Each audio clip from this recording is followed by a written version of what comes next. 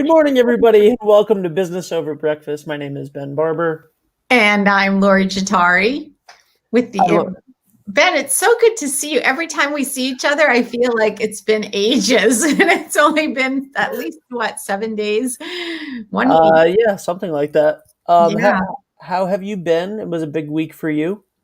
Yeah, we were very happy to, Visual Thrive was asked to collaborate with the Commerce RI and so that they could promote the site. So what's better than that? It was pretty cool. So Scott kind of jumped in on the tech side, and we really are supporting and hoping to continue to support local businesses in the different communities. One of the things we're thinking about is doing like our little Rhode Island Village days. So like Westerly Village and Patuxent Village and like Thayer Street and Federal Hill. So that's something that we're going to be working on next month. But that's part of a kick-ass plan, right? Because we have a really great guest today. Yes, why don't you tell people who our guest today is? Yeah, so today I am so happy to share with you an amazing coach and dear friend of mine. I was going to do a formal introduction, but what I'm going to do today is just read you what I wrote for Elaine Blais, the author of 3 Secrets to a Kick-Ass Life. And I wrote on the back of her book, Elaine is the most positive person I know, and that is the truth. Her program, 3 Secrets to a Kick-Ass Life, is a guide for any woman who wants to find their voice, step into their own journey of amazement. As my coach, I turn to Elaine when I need clarity and the confidence to move forward with what I want in my life. In this book, Elaine gifts us with stories of her journey, her pitfalls, joys, doubts, successes. She dives deep and she shares some great tools with you so that you can create your own kick-ass life. So let's please bring on Elaine Blais and hear about how to create a kick-ass life. Good morning. Good morning. Good morning. Wow. Thank you, Lori. Oh, Elaine, I'm so happy to. I'm really happy to introduce you to Ben, and I know that we often Ben and I talk a lot about like coaching and life in general. And I said to him, "You're really going to enjoy this conversation." So I'm going to let Ben start the show today. Hi, Elaine. Nice to meet you officially. And we'll pretend like the couple minutes before the show didn't happen. So how long have you been a life coach? So I have been life coaching now for just about 5 years. Awesome. Yeah. How did you get started in this? Probably a long story, a life story. But I think the biggest thing that got me started was I outgrew what I was doing. I was in corporate environment for about 25 years in lots of different leadership positions. And one of the things that I really came to notice most, and partly this is my own journey, is how many women I worked with, I had, on teams that I developed who just don't believe in themselves. They have very low self-confidence. And for me, I could only coach them or take them so far, mentoring them in the corporate system, if you will. Not that that's a bad place to be, but I just outgrew that. I knew I had bigger work to do, and I walked away from a very well-paying career, stepped off the sidewalk to figure out how to make an income for myself doing this work. So it's been a really great adventure. Nice. Yeah, that's awesome. Go ahead. I think that there are so many people that get stuck in a corporate role and then think that, is that all there is? Is this all we have? And so part of what we're doing on Business Over Breakfast, as the program was started to talk to different people working in different industries to really understand how they were operating during this pandemic. And so we've seen some shifts to the positive, some shifts to the negative. So how would you say your coaching practice has changed or shifted during the pandemic? Yeah, I think it's shifted in a number of ways. So I was doing quite a bit of group work. I love to run workshops, women's retreats, and that sort of thing. And so I did a lot of that face-to-face, local yoga studios, out in the public. That doesn't actually, I would even do them here. I have a studio in my home and I would have small workshops here. And that went away very quickly. So I'm in the process of building that clientele again online. And I think that there was a lot of fear, right? Even people who are ready to take action and would like coaching became really afraid. A lot of people were losing their jobs or at least being furloughed for a while and not sure what was going to happen for them.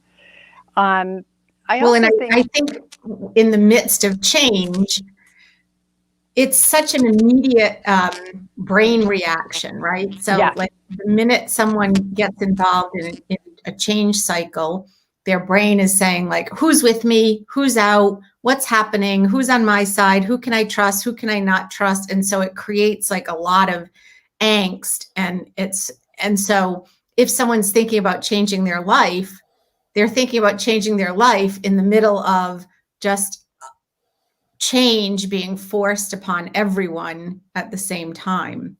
I think there was a day when Ben and I started the show where he was like, I don't know how many millions of people are experiencing this exact change at exactly the same time in the world. It's just so huge. So do you have like a story that you can share with us about, just something like around that subject with a client or a group, anything interesting that kind of sticks out, like you'll remember 5 years down the road, like, oh my God, remember when that happened? Gosh, I don't know that I have an exact story in that way. I've met with a number of people over the last several months women who are waiting. They're waiting for something to happen to change their lives. And personally, I think this is the thing. COVID and all of the things that have changed are the things that are helping us, if we want to take the time, reflect on what's really important and say, where do I want to go from here? I've experienced a couple of clients who are having actually physical sort of responses in their body to waiting, to being afraid. And that's a lot of the work right now, I think, for coaches, is helping people understand that everything that you feel is a result of what you think about a circumstance. And to really begin to take personal responsibility for that and not allow your circumstances to push you through life, but instead find your center and allow that to kind of pull you into what you want next. I think everybody has the potential to do that. I'm no different than anyone else, right? Yeah. We all have that same potential within us. It's learning to love ourselves enough and trust ourselves enough to have faith that life is supporting us through this journey we're on, through the adventure of life. Yeah. So I'm wondering if the sound is me. The sound is Elaine. I just keep muting her whenever we talk. Okay. It's not a big deal. Sorry. That's okay. She talks a lot. That's okay. So let's get onto this book. Okay. So just like you, I've always wanted to write a book, and I did feel like the pandemic was something that said to me, okay, the whole world just stopped. You're in your house. You wanted to write a book, like, go fucking do it. It's like, come on, it's time, because there's never a good time for anything. But so you and I have talked for many, many years about the 3 secrets to a kick-ass life. I've taken your program. I call you when I'm in distress. And I know we help each other, but you really are like such a wonderful, thoughtful, comprehensive, creative coach.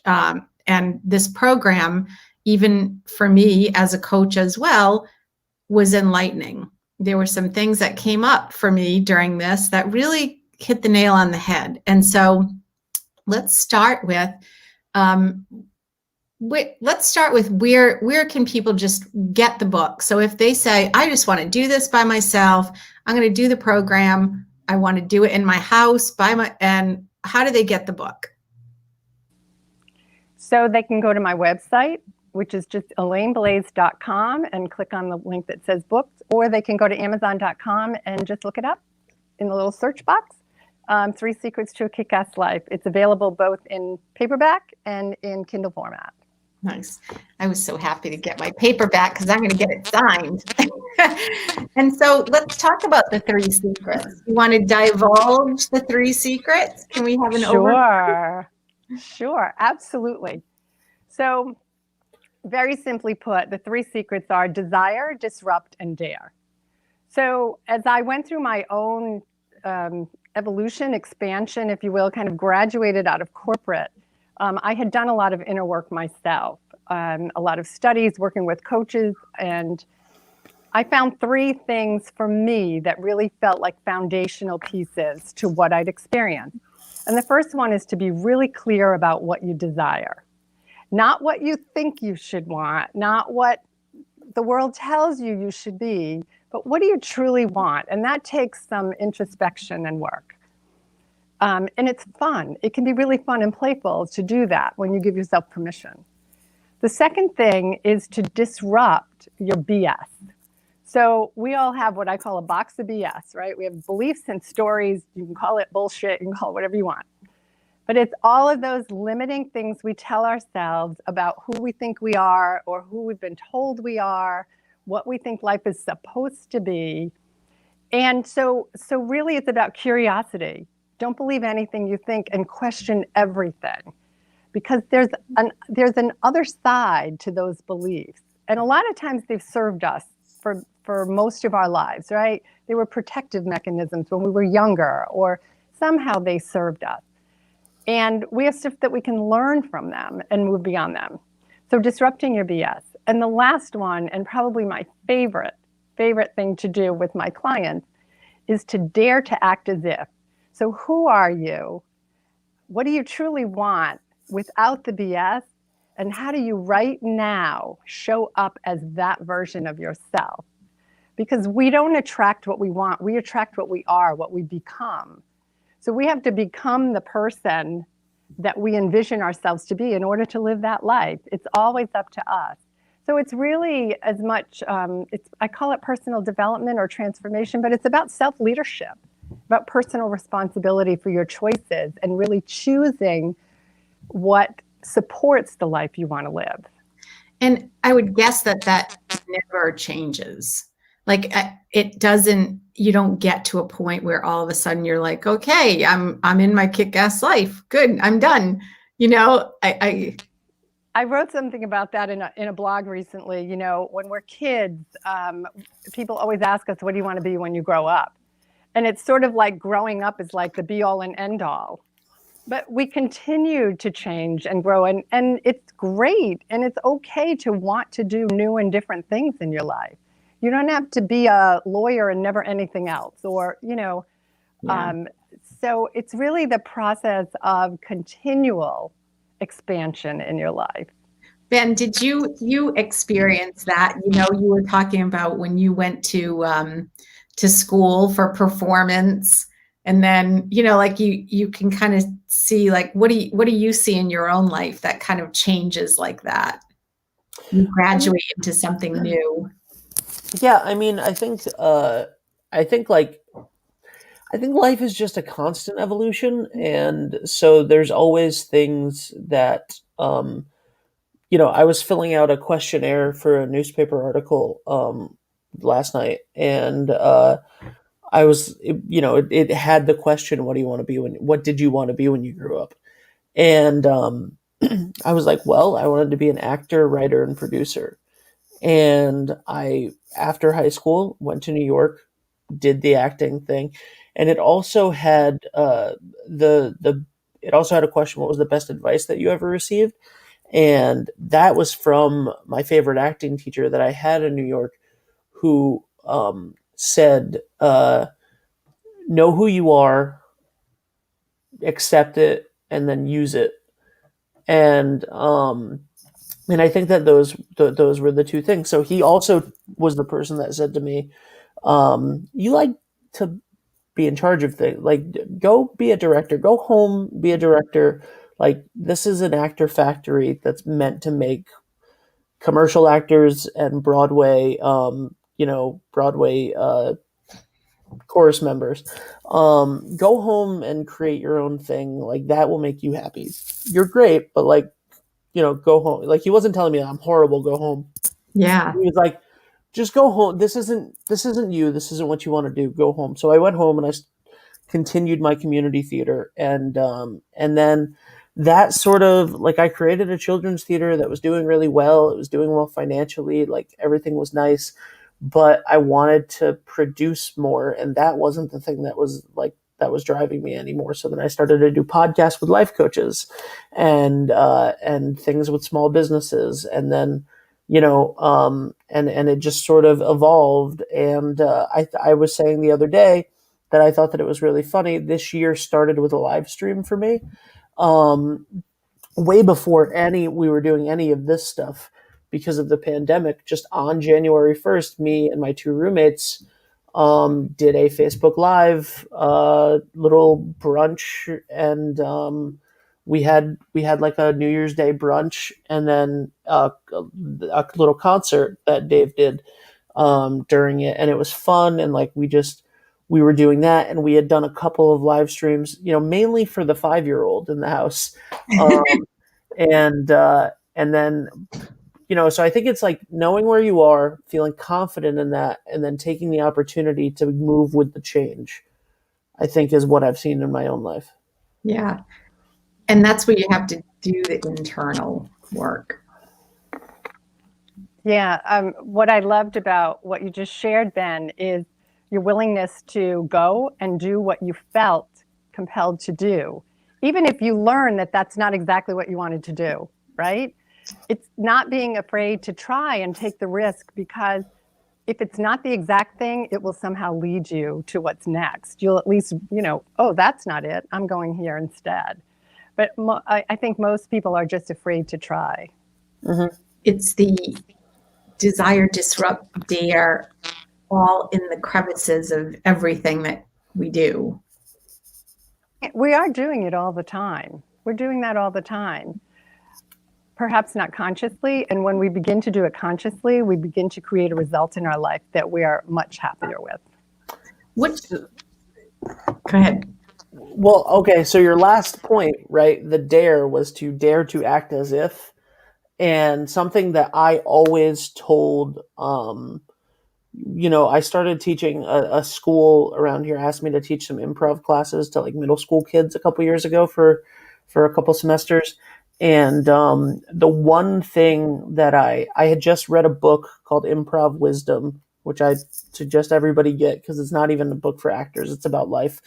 And it was, it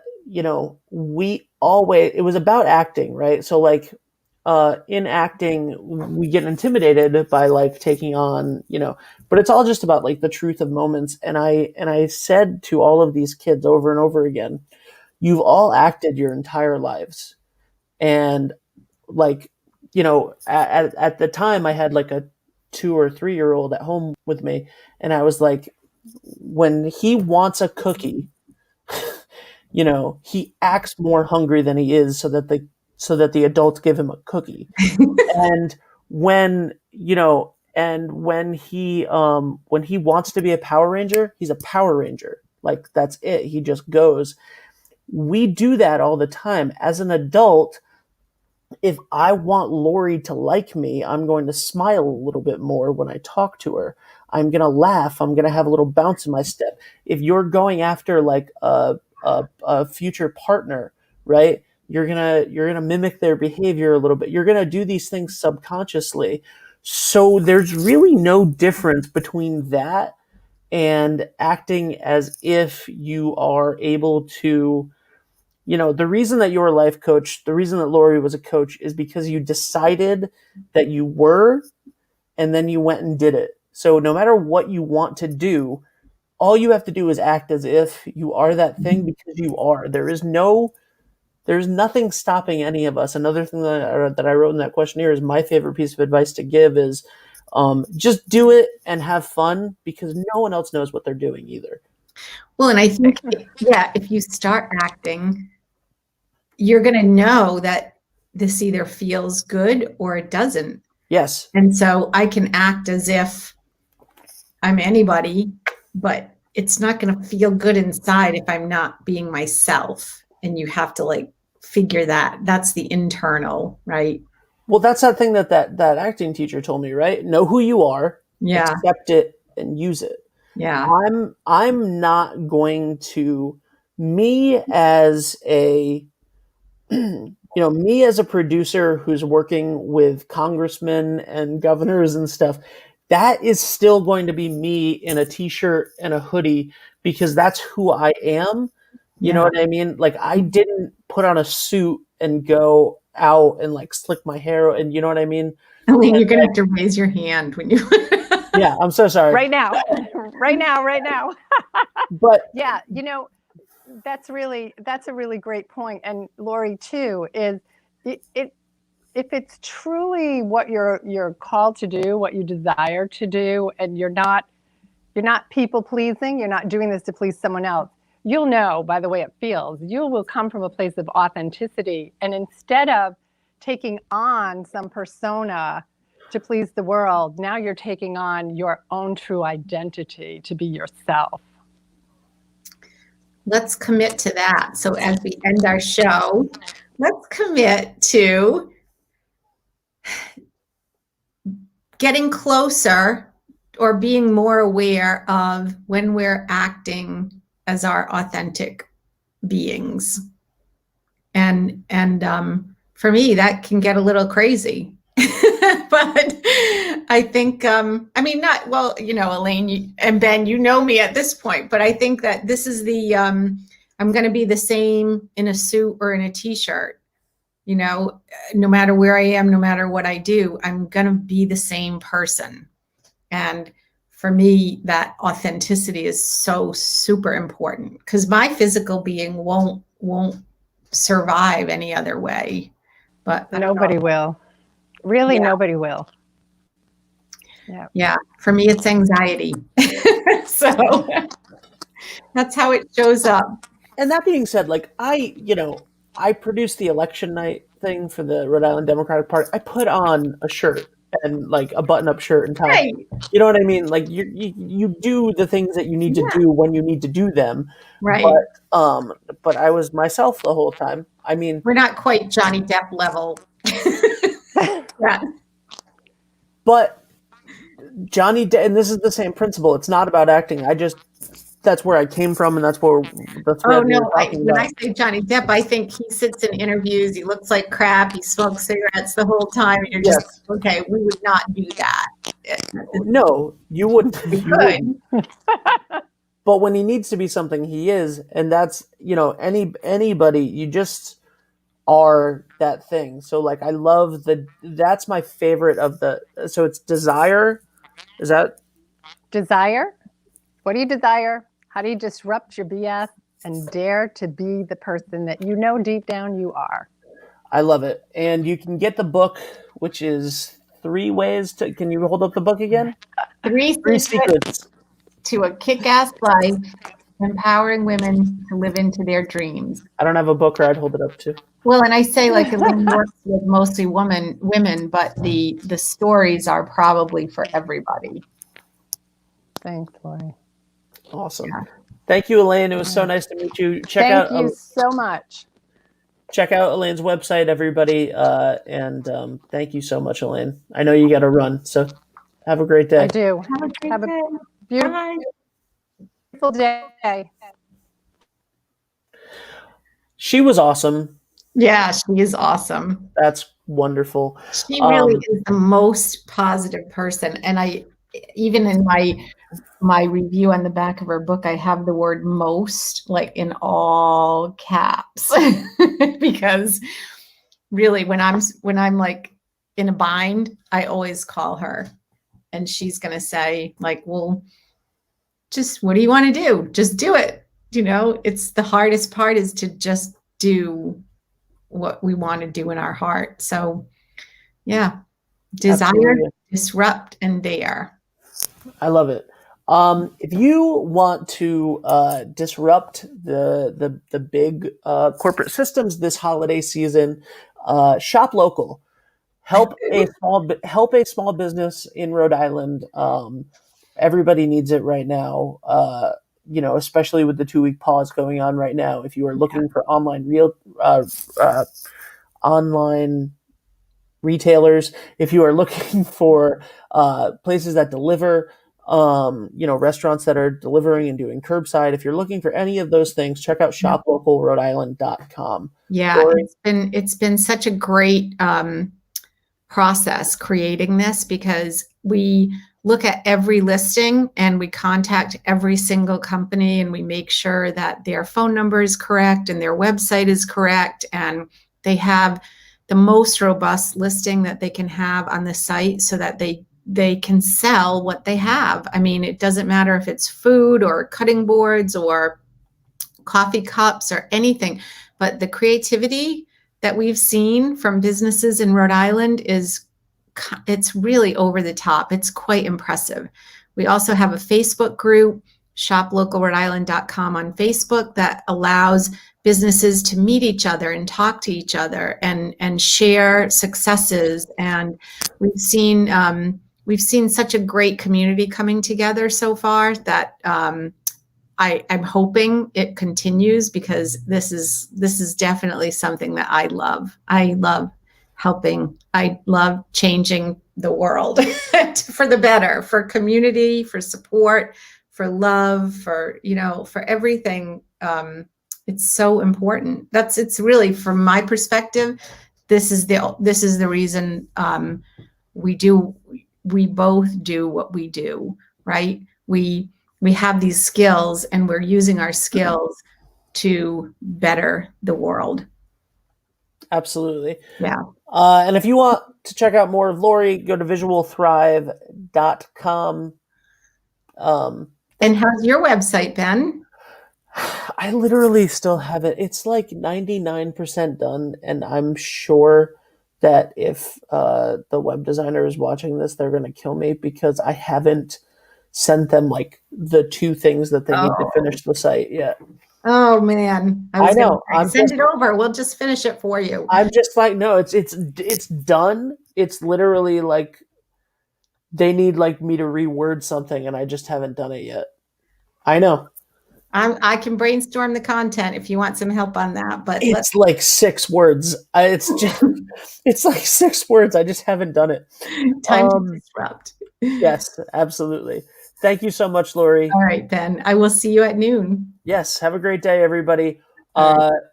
Stay safe. Wear a mask. Yes. Save a job. Save a life. Save a business. Thank you.